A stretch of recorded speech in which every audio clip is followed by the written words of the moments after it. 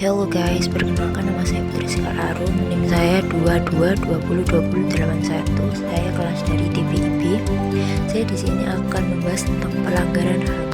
Hak asasi manusia adalah sebuah konsep normatif yang menyatakan bahwa manusia memiliki hak yang melekat pada dirinya karena ia adalah seorang manusia. Hak asasi manusia berlaku kapan saja, di mana saja, dan kepada siapa saja, sehingga sifatnya universal. Eksternal berupa pelanggaran HAM. Nomor 1, penyalahgunaan kekuasaan. Kedua, ketidaktegasan aparat penegak hukum. Ketiga, penyalahgunaan teknologi. Keempat, kesenjangan sosial dan ekonomi yang tinggi.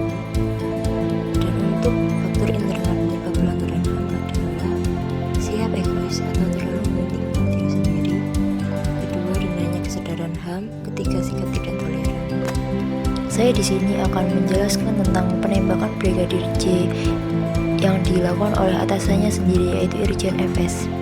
Penembakan Brigadir J atau Nofriansyah Yosua Huta Barat pada 8 Juli 2022 menjadi kasus yang menarik perhatian publik akhir-akhir ini.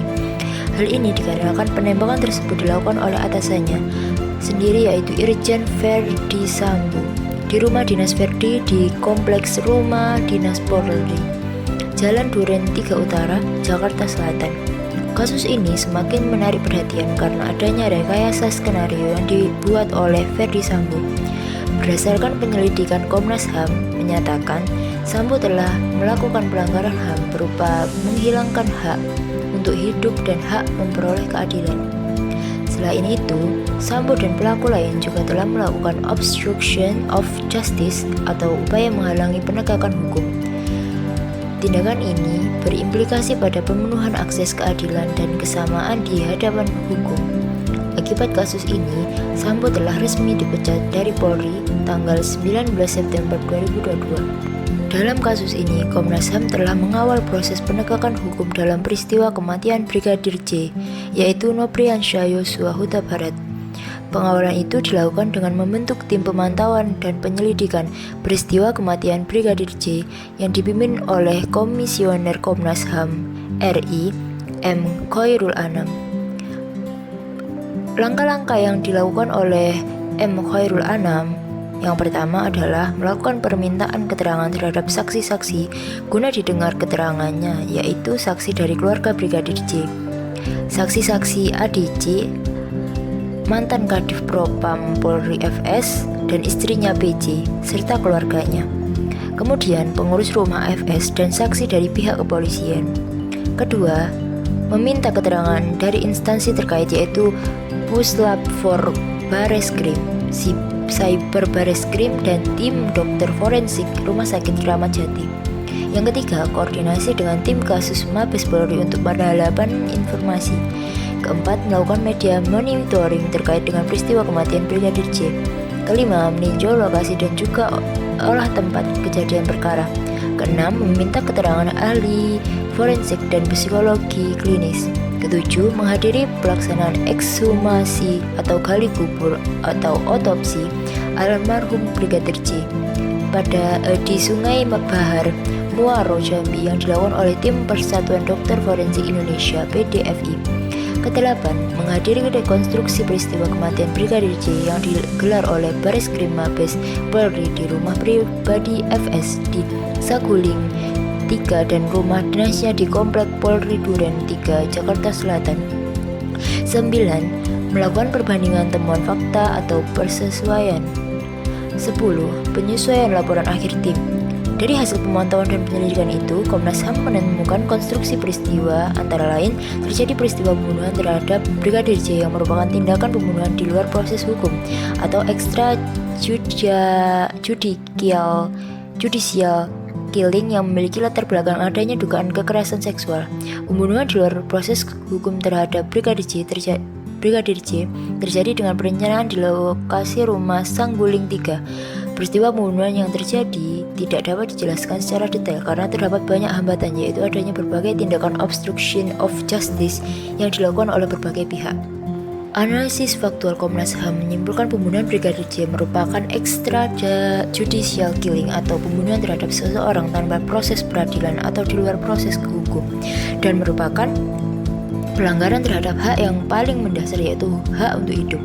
Komnas HAM menyebut tidak terdapat tindakan penyiksaan maupun penganiayaan terhadap tubuh Brigadir J yang dibunuh pada Jumat 8 Juli 2022 di rumah dinas ex Kadif Propam Polri FS, Jalan Duren 3 Utara nomor 46 Jakarta Selatan, baik berdasarkan hasil otopsi pertama maupun otopsi kedua. Ditemukan pula tindakan obstruction of justice, diantaranya membuat skenario dengan cara mengkonsolidasi saksi, tempat kejadian perkara atau TKP, membuat narasi, dan penggunaan pengaruh jabatan. Obstruction of justice yang dilakukan dengan cara menghilangkan atau merusak barang bukti. Hasilnya ada 4 pelanggaran HAM dalam peristiwa tersebut, meliputi hak untuk hidup, hak memperoleh keadilan, obstruction of justice, dan hak anak. Komnas HAM merekomendasikan 8 hal kepada Polri sebagai institusi yang memiliki kewenangan penegakan hukum.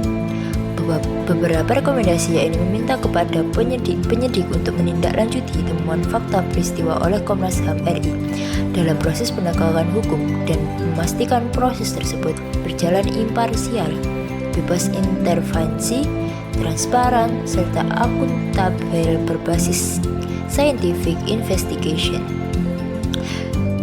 Dalam penyelesaian kasus pembunuhan Brigadir J, Polri telah mengambil beberapa langkah penting untuk mengatasi kasus dan memastikan transparansi dan akuntabilitas dalam proses penyidikan.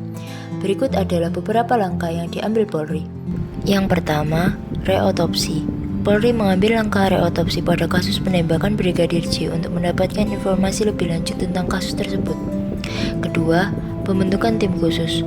Polri mengatur tim khusus untuk mengatasi kasus tersebut yang diberikan tugas mengidentifikasi tersangka yang terlibat dalam penyidikan tersebut. Ketiga, pencopotan jabatan kepolisian. Sebanyak 25 anggota Polri yang dianggap menghambat penyidikan diperiksa dan terancam proses pidana. Keempat, penerapan prinsip independensi. Polri menerapkan prinsip independensi dan meminimalkan konflik kepentingan dalam penyidikan untuk memastikan konsistensi kerja dan keterbukaan. Kelima, olah tempat kejadian perkara atau TKP. Polri melakukan olah TKP di rumah Kadif Propam Polri Irjen Verdi Sambo di Duren 3, Jakarta Selatan, untuk mencari dan menemukan kebenaran material dari setiap perubahan yang telah terjadi selama penyidikan. Yang keenam, penanganan tersangka. Polri melakukan penanganan tersangka atau pelaku dengan mengambil langkah penangkapan, pengamanan, meneliti, menetapkan segala barang bukti, dan mewawancara secara singkat terkait hal-hal yang berhubungan dengan kejadian. Ketujuh, informasi kepada publik. Polri secara berkala menyampaikan informasi perkembangan terkini kepada publik mengenai penanganan penyidikan kasus Brigadir J.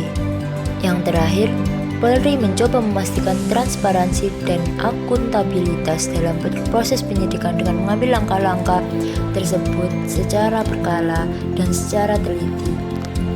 Sekian video dari saya, mohon maaf kalau ada salah. Assalamualaikum warahmatullahi wabarakatuh. Thank you for watching.